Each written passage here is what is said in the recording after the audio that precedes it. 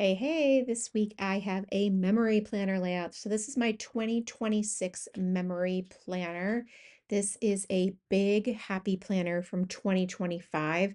I just decided, you know what? I'm going to buy one of these 2025s because I didn't like any of the 2026s and I'm just going to redate it. So that seems to be working for this first few weeks of January so far. Who knows if I'll get tired of it or not? Possibly midway through the year I'll switch. I don't know.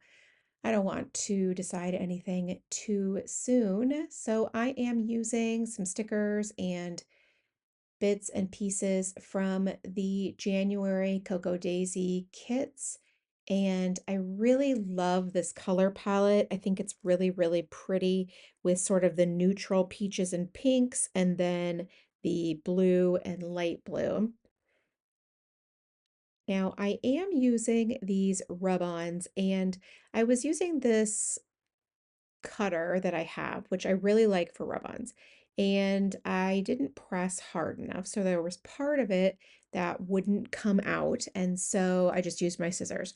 The reason I use the cutter in the middle is because then the rub-on isn't like floppy.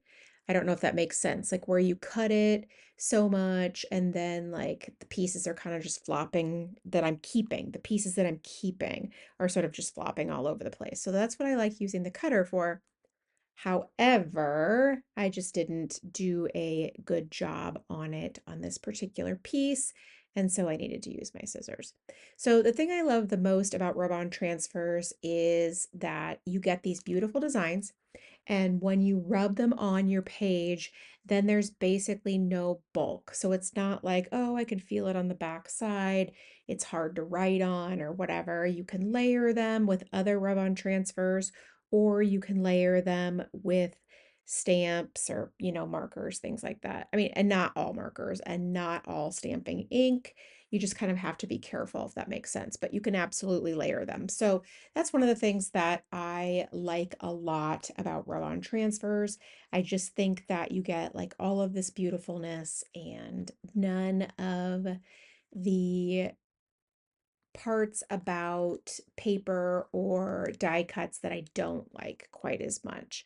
So I'm creating this bigger cluster over here on the left-hand side. I really had to think about where I had room for my clusters because obviously, as you can see, I have a lot of photos this particular week.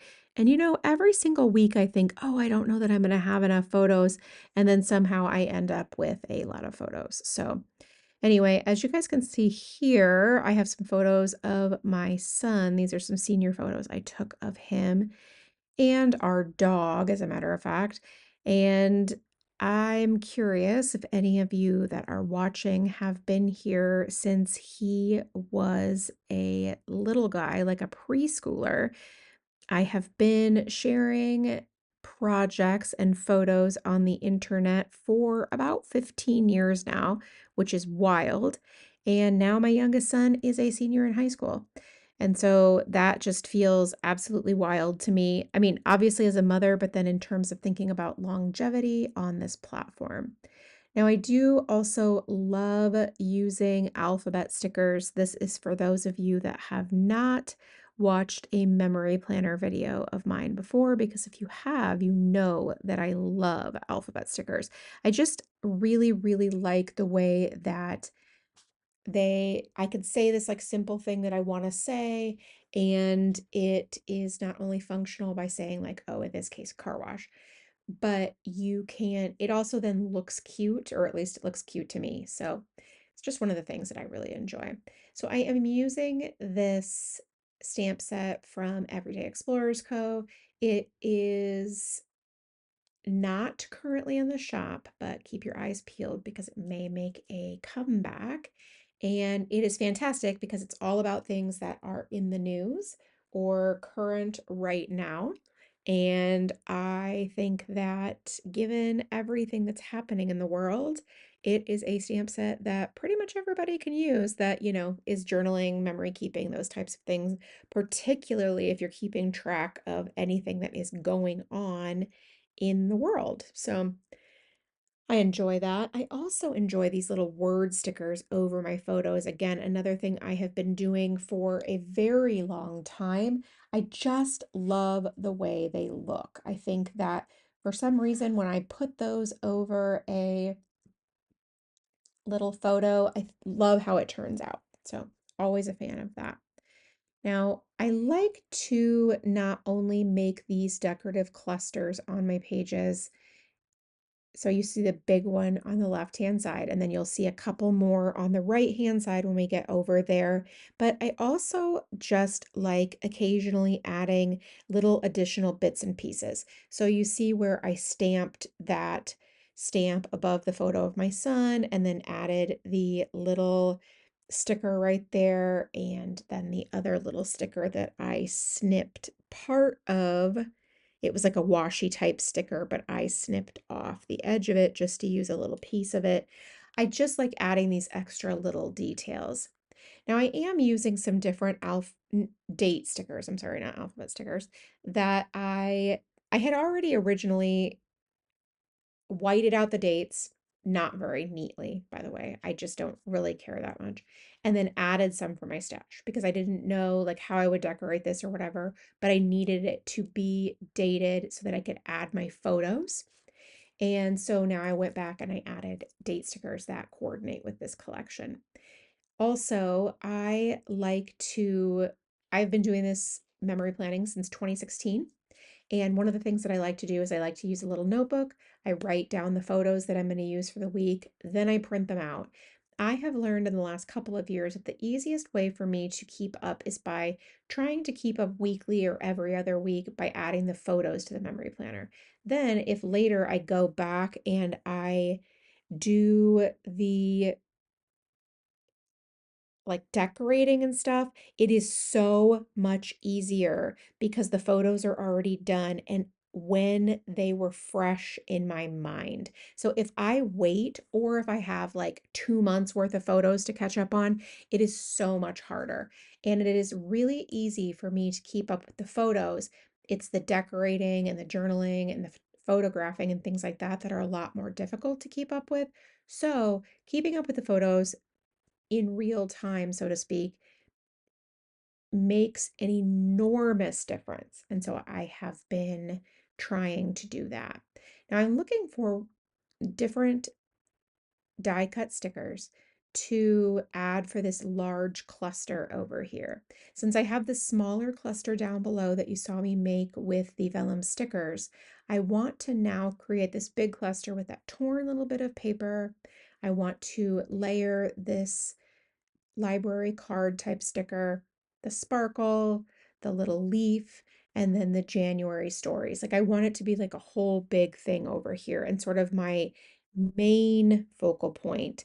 And then the one on the left-hand page is sort of the secondary, and then the one at the bottom with just the stickers is kind of tertiary. I don't always do that, like have a really main one, but in this case, based on the space that I had left, it kind of made sense to have like one really great one and then so on and so forth. So that's what I did over there on the big one.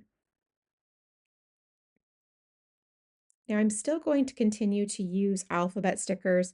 And some weeks I go big on these like this where I have like 3 or 4 different spots. And then some weeks I don't have any at all. But I find that the alphabet stickers really are a constant. I've been doing this for a very long time just because I really do like the way that it looks. It's so simple.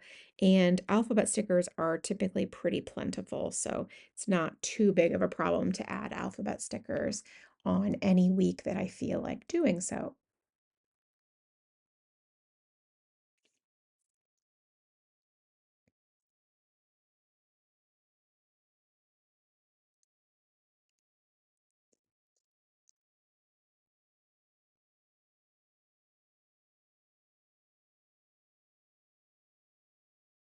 Now, basically, at this point, I have all of the decorating and stuff done. And so, what I need to do is go back and add just a little bit of journaling. Now, journaling isn't a prerequisite for me. I For a long time, I really didn't do any at all. I just kind of do it now just to give like a brief synopsis. This isn't meant to be like a pour my heart out type of activity, if that makes sense. Like this isn't what this is for.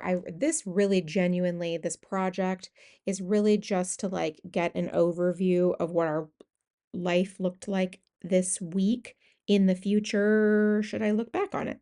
So, that's why I do now like to add like a little bit of journaling, but I'm still not going overboard. I'm still not giving any deep dark thoughts or, anything like that, just little snippets. And for some reason this week I really felt compelled to like do a little bit more journaling than normal.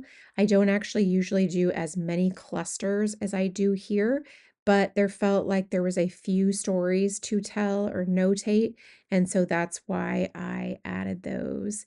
Here for this particular layout, I have, just some different stories and smaller little bits of journaling too, which I don't always do.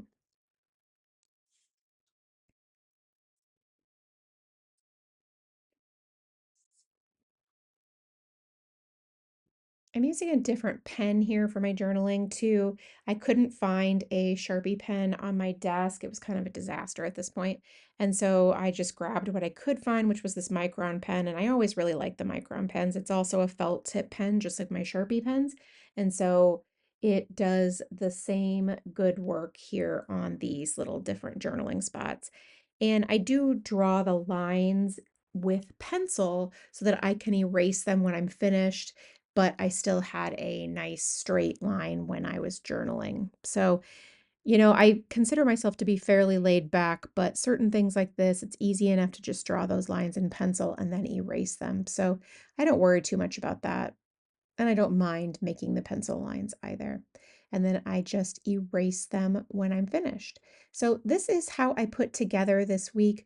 After I am finished erasing all the pencil lines, I'll go ahead and put this back in the planner, and that will be it. Thank you so much for stopping by and watching. I really do appreciate it. If you have any questions, please leave it in the comment box below, and I will do my very best to get back to you. Thank you so much, and make it a great day.